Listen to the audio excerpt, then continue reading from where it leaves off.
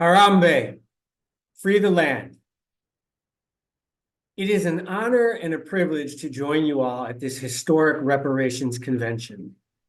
I am SIphiwe Baleka, Minister of Foreign Affairs of the Provisional Government of the Republic of New Africa, which was founded when over 500 delegates attended the National Black Government Conference sponsored by the Malcolm X Society and declared independence for the Black New African Nation on March 31st, 1968.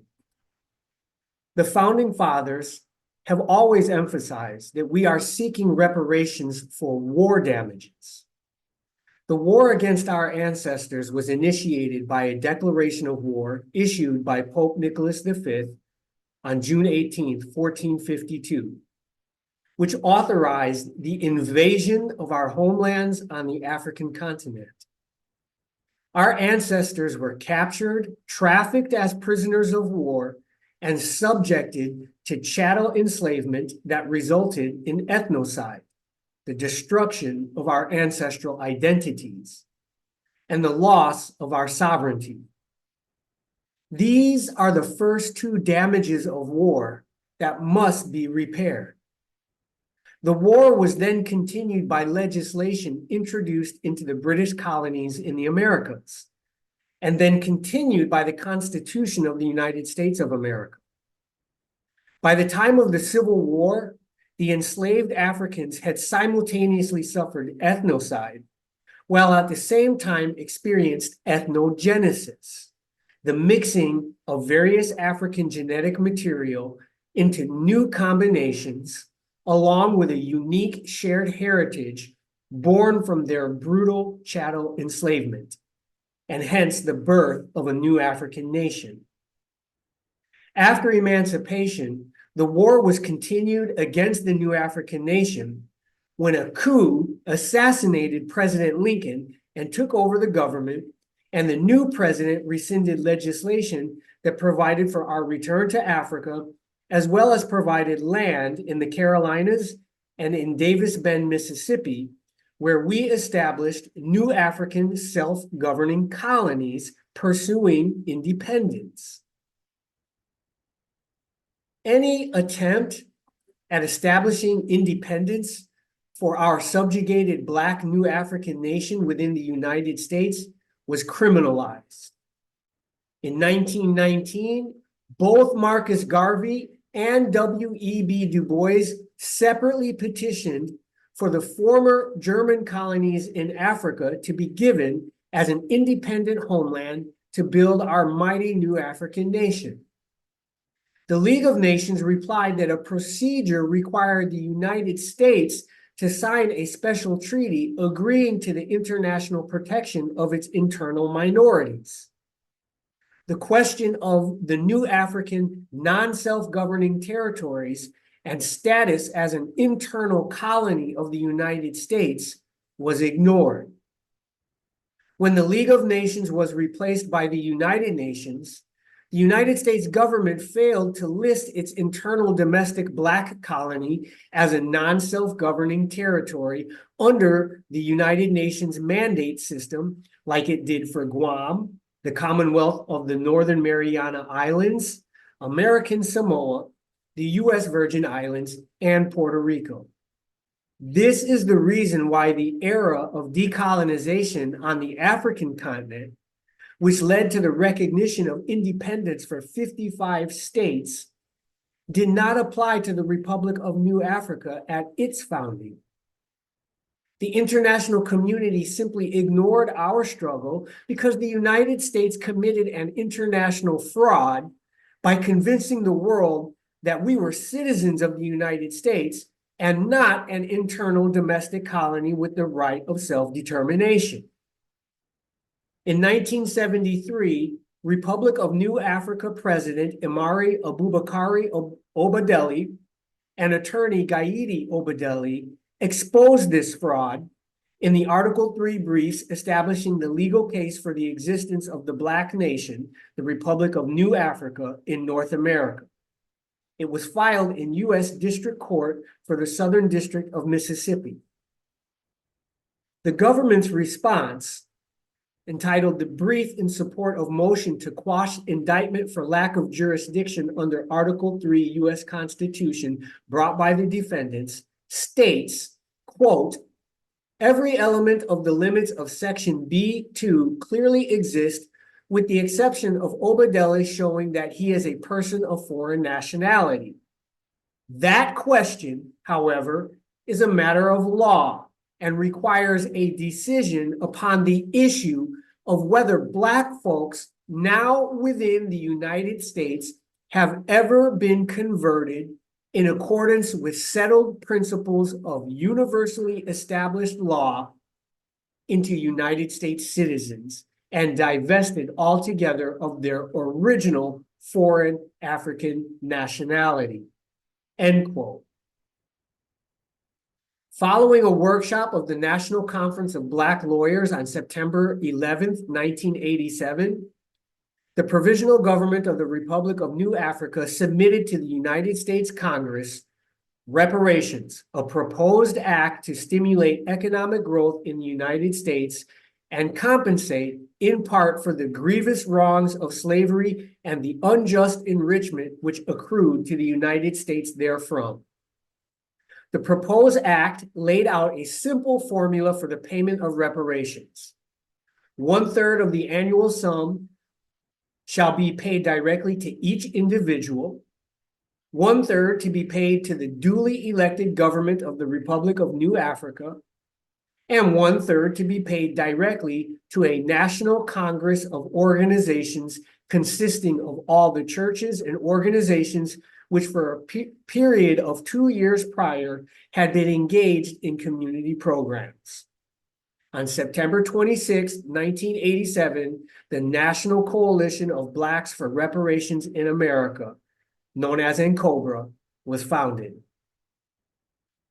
It is extremely important to understand that the modern reparations movement in the United States was originally conceived by the nationalist element as a payment to a nation for war damages suffered by that nation from war conducted against it by colonial governments and their successor state government, the federal government of the United States, and private entities enlisted to prosecute the war, including banks, insurance companies, and many others. It is also important to understand that a Newsweek poll in 1969 showed that 27% of Black people under the age of 30 wanted independence and a separate government of its own, and were willing, like the Africans on the continent, to engage in armed struggle to get it.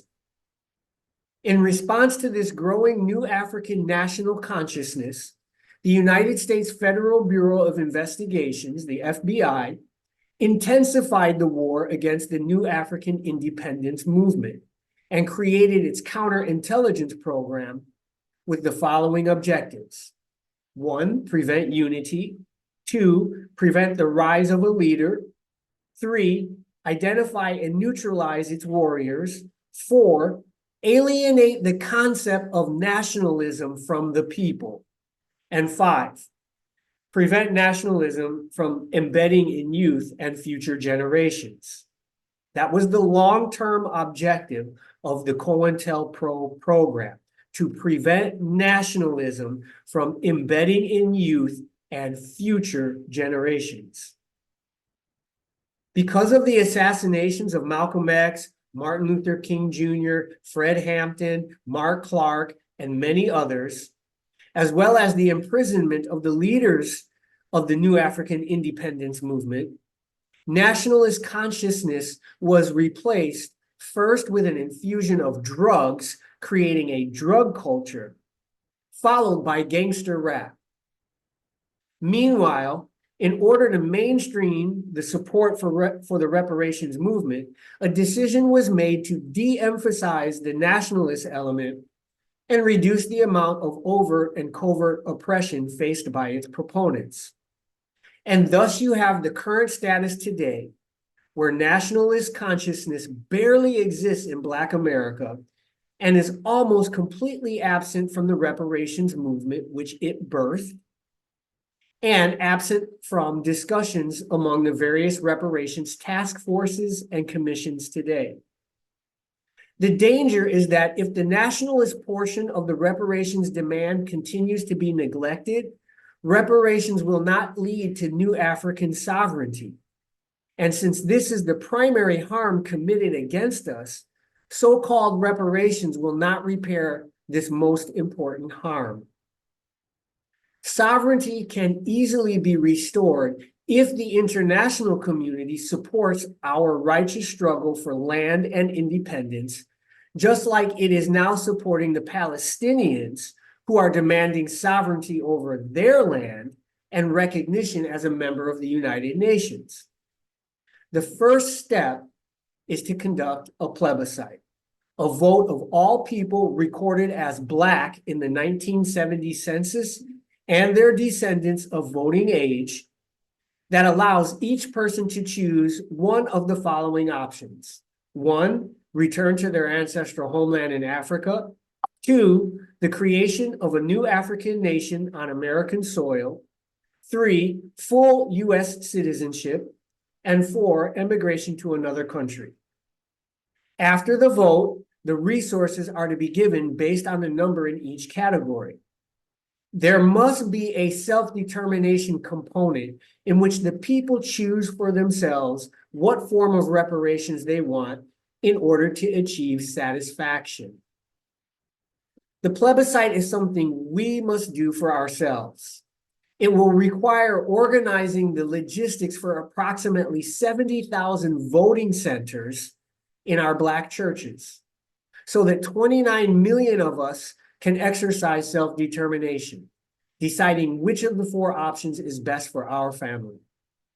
In this way, we can unite all segments of our community under the plebiscite campaign, even though we may disagree on the best way forward for our destiny.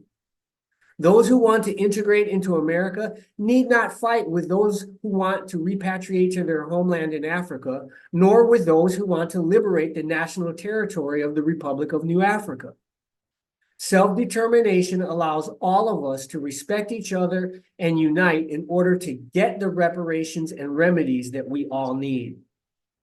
The new African Diplomatic Civil Service Corps has diligently prepared the plebiscite campaign that can lead to a successful plebiscite by 2030 or earlier.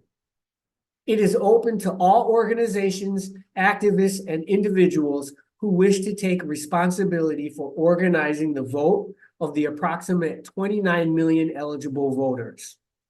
It won't be easy, and as my great-granduncle, Reverend Eustace Lewis Blake, the 44th pastor of Richard Allen's historic Mother Bethel AME Church in Philadelphia, told his 2,000 congregants at his St. James AME Church in Newark, New Jersey, the price of freedom is not cheap. Thank you.